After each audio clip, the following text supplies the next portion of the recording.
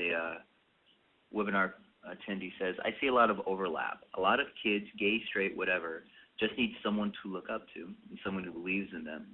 We would love to hear the group's thoughts on how we can extend the experience SMYAL kids get more broadly, maybe by calling in some of our LGBTQ brothers and sisters who would be awesome mentors to these youth and who really need our help right now. Great, thank you. I think that that's a really good point. And it, in my mind, really speaks to what Adam was speaking about just a moment ago in terms of thinking about broader youth needs. And one way to give youth a path to succeed is to introduce them to adults who believe in them, who have succeeded themselves, and with whom they can identify. I also know that, and this goes back to sort of one of the issues that we were looking at when we first started putting this needs assessment together, which was the proliferation of out LGBT people in the mainstream media and in places where youth can see them. I think that having mentors, having adult leaders they can look up to is tremendously empowering for youth. I think that one of the things we also need to be cognizant when we look at mentoring programs and look at connecting adults to young people is to make sure that when we're doing so, there is in an appropriate way an equal playing field, so that knowing that young people who are coming out today are facing some issues that are very similar to people who are now healthy, happy LGBT adults, and issues they saw when they came out, and then some issues that are totally different.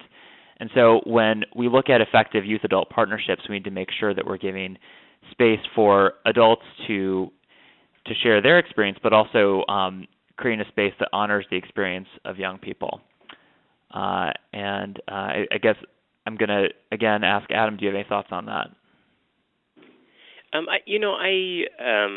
It's a really good question, and I think, having been around and doing LGBT youth stuff for a long time, I think that there were earlier times when the main barrier to doing more mentorship was a fear of being labeled as a pedophile. And I think that we've moved somewhat past that, but I still think that that's a barrier that needs to be addressed. There has been a long-term reluctance to do more mentorship programming in the LGBT community, and I think that there's a lot more, I guess, therapy that we all need to try to get to a place where we value that. And I think to the question as well, I mean, all young people need supportive adults. I think for many of us who, have, careers and paths, found those, had those supportive adults who were helping to push us, cajole us, and support us into making decisions. I will say that and this is probably, not that interesting for some, but maybe for others, is that overall, as a modality of service, mentorship is not actually very highly valued by funders.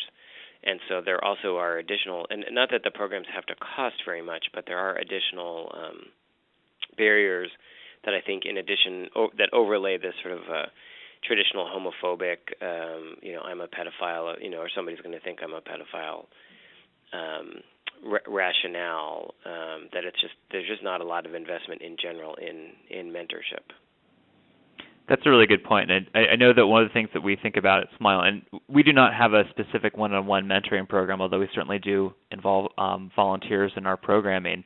But one of the challenges with mentoring is that it takes, to do it well, it does require a lot of focus, and it requires a lot of working with the adults who would be mentors and a lot of working with the adults and the young people together. And it involves thoroughly vetting people and making sure that they have all the tools and information they need to have an effective mentoring relationship. So I think that's a really good point, talking about the lack of funding that sometimes is available for that. Kelly, do you have any thoughts about this? Sure. So, we also don't have a mentorship program at the Trevor Project. We do place great value in youth empowerment. And I think mentorship programs, again, it can be a good idea, and you're right, I don't see too many of them. However, something, that could be similar are just not necessarily an adult youth mentorship program, but youth and youth peer kind of mentorship program, I think is a really effective strategy, and something that we see, a lot on the lifelines and in our programs are, just youth who really want, groups in their homes or not in their homes, in their schools and in their communities that is something like a GSA or something similar. But the catch-22 with, gay straight alliances are that they are youth-run, and it's meant to empower the youth. And some young people don't always want to step up and take on that role or self-identify in order to start a GSA. And so I think something rather than, a mentorship program, if that's not something that you can necessarily start within your own communities, are just adults reaching out to other youth and perhaps just starting some kind of peer-to-peer mentorship program so that youth don't feel obligated to necessarily reach out and start it themselves, but are given the tools to feel empowered to work with one another. And I know even at the Trevor Project, we have a youth advisory council with 20 young people throughout the nation where they really advise us, and they're almost like our youth mentors, and tell us what's going on with youth throughout the nation and really have each other's back. So that's something that adults can do, if not necessarily a mentorship program, is create these safe spaces for youth to do one-on-one peer work with themselves.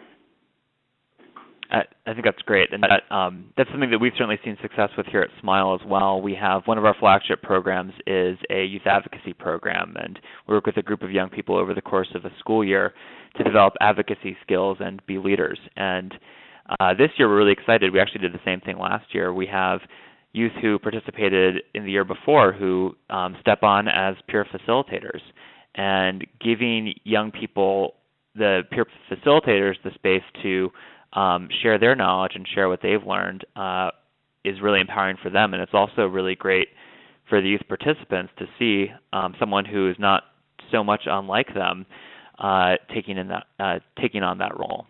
So thank you. Che, do you want to move on to the next question? This question here is the participant asks that the report notes effective programs must address the different identities that youth participants hold. So it's about this idea of identities. Why is this important, and what does it look like when it's happening? And I think that's a great question. Thank you. I think that is a great question. Thank you to the person who asked it. I think that one of the things that we saw time and again in our focus groups was the way in which young people don't show up to a program just as an LGBT youth, or just as a young man, or just as a young woman, or just as a young person of color. And many times when they're walking into a program like SMYAL or any youth serving agency or school or place where youth are, they're bringing all of those different identities. One of the things that we are proud of about SMYAL is that by creating a safe space just for LGBTQ youth, we can see in our discussion groups sometimes young people use that space to talk about things that are not in any way related to their LGBT identity. And for young people who are very outspoken and very much identify with the LGBT community, one of the things that we hear from them is that they value that when they walk into SMYAL, they don't have to carry that with them. They don't have to explain what it means, what their gender expression means, what their gender identity means. They can just talk about the other things that are going on in their life. I think that as we look toward making our programs really effective and making our programs really inclusive, we need to think about ways in which we can do that for all of the identities young people hold, and not just to make them, forget about them or ignore them, but to encourage the discourse and understanding that comes when two young people from different communities are in contact with each other, but also to make sure that they don't feel like they have to represent that community, if that makes sense.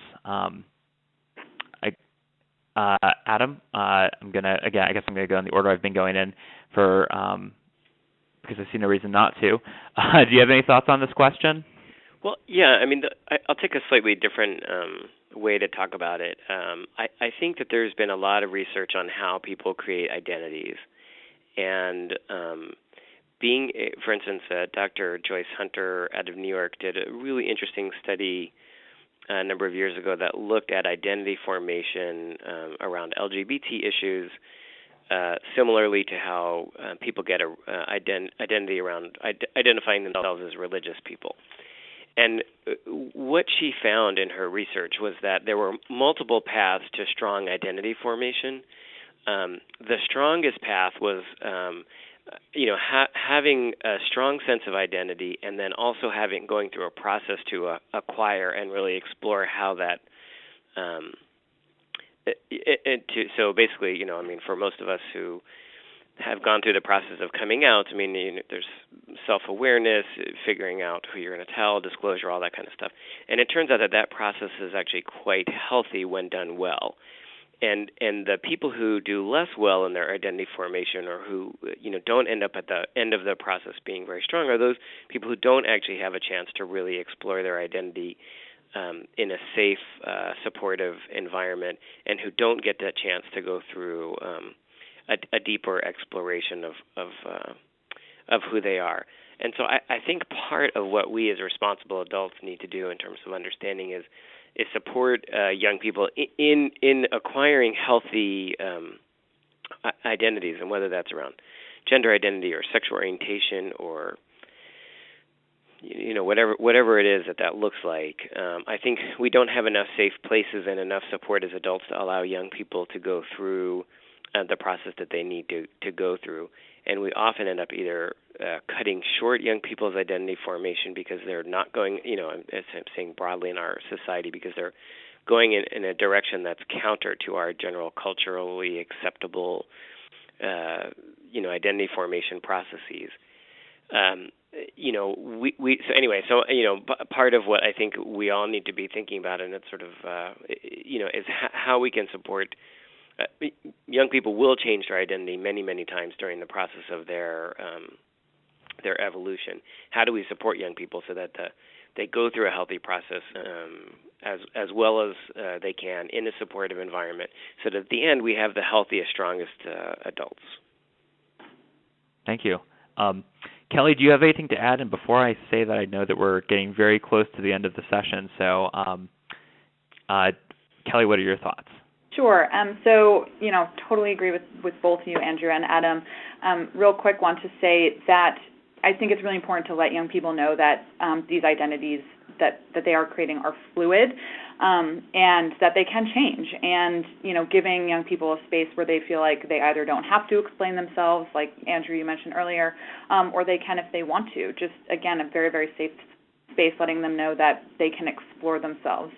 Also, I think it's really important to always remember to be upfront with young people, and, ask them what their gender preferred pronoun is today, and know that it could change tomorrow, and let them know that's okay. I also want to say that, I mentioned earlier that on the Lifeline we're seeing youth contact us who are typically 16, 17, 18 years old. Our new chat program for our online service, the people are much younger. They're 13, 14, sometimes even 12 years old, and I can say that the rate for young people to talk about their gender identities is much, much, much higher on the Trevor Chat program. Younger people are really exploring their gender. They know words like pansexual now. They know words like genderqueer, and they're using online to really explore those identities. So just making sure that youth know that they can do this in other spaces as well. Thank you. And I'm sorry that we're out of time, because I would love to keep talking about this. I know we certainly see that fluidity of gender identity here at SMYAL. But we are at the end of our session, so I want to, again, thank all of you for attending. Thank you all so much for taking the time to be here today and for your interest and support of LGBT youth. I also really want to thank Kelly, Adam, and Shay for your participation. This was a really great conversation. I know after the close of the webinar, we're going to be sending out contact information for all of the speakers to the participants. So if you have any follow-up questions or didn't get yours answered, feel free to reach out to any of us. And with that, I'm going to close the session. Thank you all again so much.